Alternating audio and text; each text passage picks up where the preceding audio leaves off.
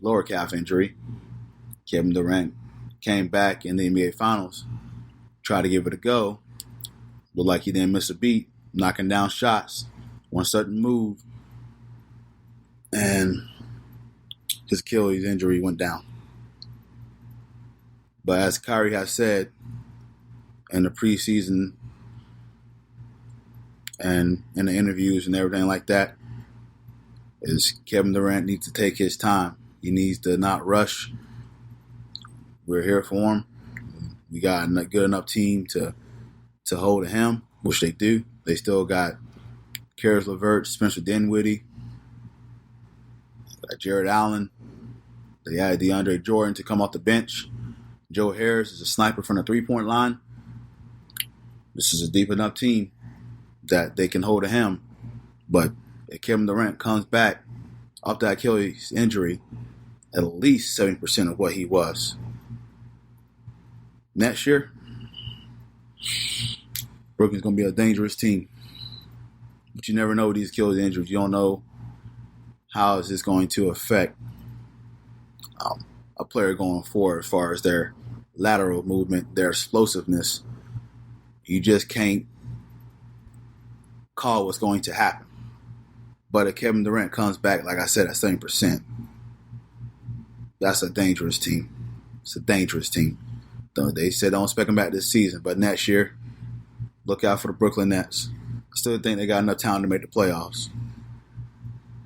But I just think it won't be enough to make a push in the Upper East yet. Just yet. Which team is to beat in the East? I'm looking at these teams that I just named. And, there's two that separate themselves from the pack this year. It's Philadelphia and Milwaukee are the class of the East.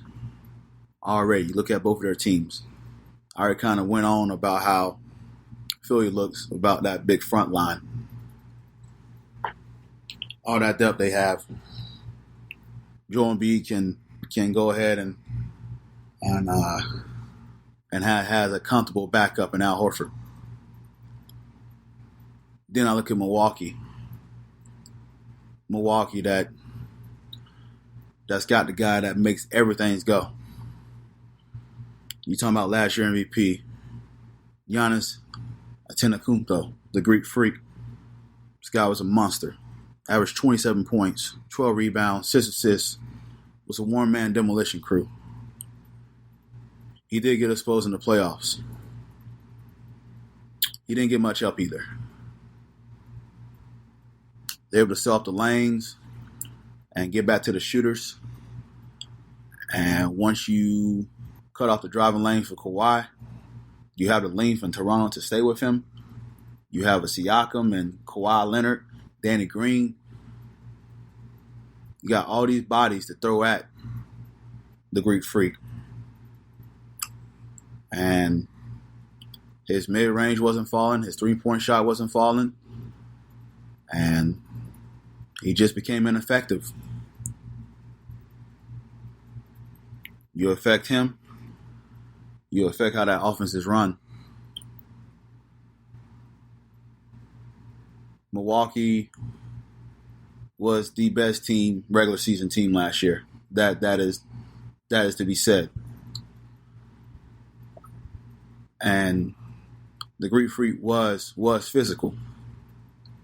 They had Eric Bledsoe who was physical. But besides that, you don't have too many physical players on Milwaukee. Which their management crew, John Horst, decided to add physical players like Robin Lopez and Wesley Matthews. It's a good move on their part. You got Robin Lopez that doesn't mind getting into the paint, getting the rebounds, getting dirty, setting picks.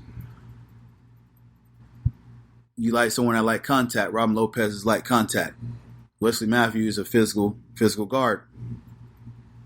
It's going to really help out.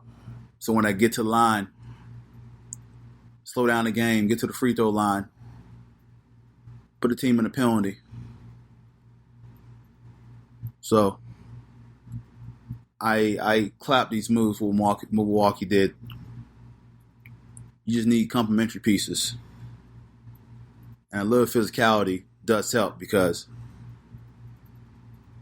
you got teams like Miami and Orlando who's very physical and got length. And Toronto who's got length. Still got length even though they lost Kawhi. Philadelphia just got bigger. They got length. Milwaukee needed to do the same thing. They added physical pieces. And they are still the team to beat in the East.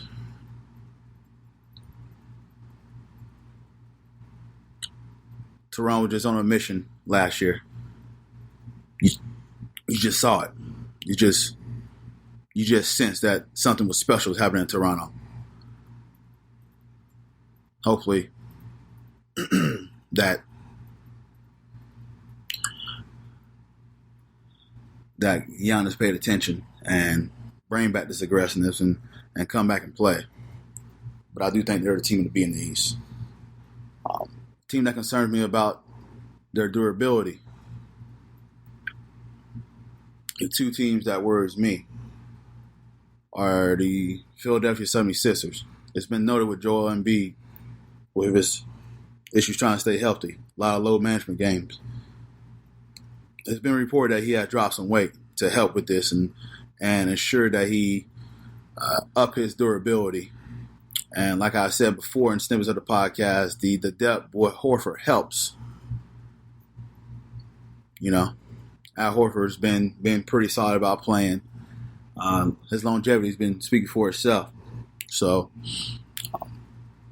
Al Horford helps. They got a lot of big bodies down there. I don't know too much about their guard depth, but I do like their big front line depth that they have. And so this will help Joel Embiid to not put a lot of pressure on himself, to feel like he has to play and he has to save himself and save his body because they know that his history with his injuries are up there.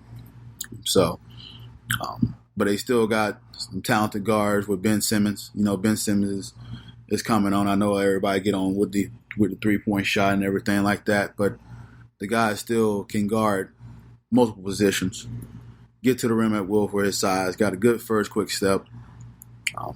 So same thing, you know, if he can get a 15-footer, cool. I know they made a couple of jokes about him hitting the three-pointer. And, you know, as long as he get the confidence to take the shot, then that's all you can ask for, that he takes the shot. The second team I worry about durability is the Indiana Pacers. Victor's been cleared with 5-on-5 activity, as I mentioned earlier in the podcast. The question is, where are the Pacers going to be once he get cleared? Are they still going to be in a run of the race? Are they still going to be down at the bottom? When is Victor going to be cleared? How long is it going to take him to get acquainted and get back in NBA game shape? A lot of what Indiana's success obviously rides on how Victor Oladipo helps us there. Victor Oladipo was healthy at the beginning of the season. Indiana's already a top 3 team in the East. But with the injuries and uncertainties about them, makes you kind of steer away of them being a lower tier team right now in the East. But no question in my mind, they have Victor Oladipo healthy. This is a top 3-4 team in the East. They're just pretty good. They was pretty good without him last year. The most overhyped team in the East, I still think they're going to be a pretty good team. Don't know why people have them as high as they should, but it's the Celtics. As they mentioned, they lost Horford and Irvin and replaced them with Kemba Walker, and Enes Kanter. Their big man is a bit shaky. So you worry about a rebound and becomes a little concern for him.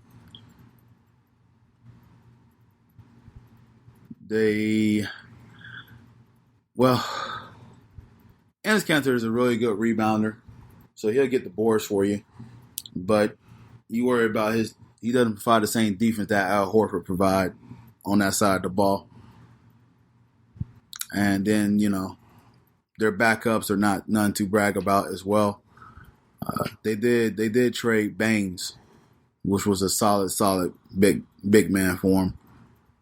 And so you just wanted that, you know, maybe if things not going so well in the season, that they had to consider a trade. Now, initially, I would say Brown's extension was going to be a bit of a distraction for him, but he ended up getting paid. So now it won't be a distraction for him. So, but I do think they're a playoff team. I just don't think they're high as some people think they are. The most overlooked team, I'm to my own horn here, but it is Orlando. Orlando is constantly been, according to the media, has been either ranked low tier or not in the playoffs at all. But stat models at least shows them being in the top 6 in the East. Top 5 defense after the All-Star break. And what failed to realize is that the Magic replaced Jerry and Grant with Fultz. They added a menu for depth. They had Jarrell Martin. They had Isaiah Briscoe, who did a fantastic job at the end of the season, and replacing Mike Carter-Williams at that point in time. So Jonathan Simmons was on his team when we traded for Markelle Fultz. So Jonathan Simmons didn't have too best of a start with the Magic. So I felt like that it was some negative there, and then that affected Mo. Mo got injured with low leg stress fracture, so he ended up missing the season. So that put in Kim Birch. So I just think that the second half of that team that year was a better defensive team, and so I feel like now that we're starting off with Fultz in the menu, you got AG, Aaron Gordon, and Jonathan Isaac on the wings. You can just change them on any defense the way you want to. I mean, sometimes they can guard the 4-man, sometimes they can guard the 3-man. I mean, they really do play positionless basketball. So on most nights, Orlando defense will keep them in the game. But you got to question Orlando. Are their heads going to be there now that they know that they don't have this chip on their shoulder? Are they satisfied that they got to the playoffs? They play like they did at the end of the year with a little bit of fire. This will be the overlooked team in the East. Or will they go back to the oblivion and just fade back and just being, that's just Orlando Magic basketball ever since we traded Dwight Howard. Part of me think Steve Clifford gave them a challenge, and he's a great motivator, a great teacher of the S's and O's on defense. So part of me know that he and his staff will have this team trend in the right direction. So I know when it comes to the All-Star game and everything, they really don't do it traditionally as they did with the East versus West anymore. They do team captains. So how I did this approach is if they had the East All-Stars, based on voting talent and whatnot, this is how I see the East All-Star starters will be in the East. I'll go with Joel Embiid, Giannis Antetokounmpo, Kemba Walker, Ben Simmons, and Kyrie Irving are your starter 5. Your Eastern Conference League Pass must-watch teams. I'm going to go with the Atlanta Hawks. Young, talented team. They're really good on offense. Trae Young, John Collins. They drafted Cam Reddish, DeAndre Hunter. It's a full youth movement in Atlanta. Atlanta is owning up. They're not a playoff team just yet. But if I'm an Atlanta fan, call me excited. It's a fantastic team. They're going to give teams quite a scare and push them. But they have to learn how to win. But I'm telling you, some of their games will be very, very fun to watch. So they're on my list for must watch.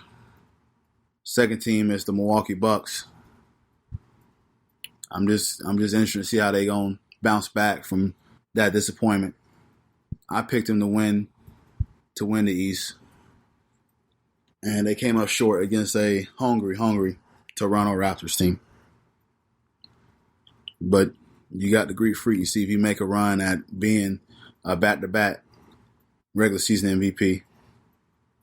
Chris Middleton, how he respond. The Batman and Robin crew right there. See how they bounce back. A lot of teams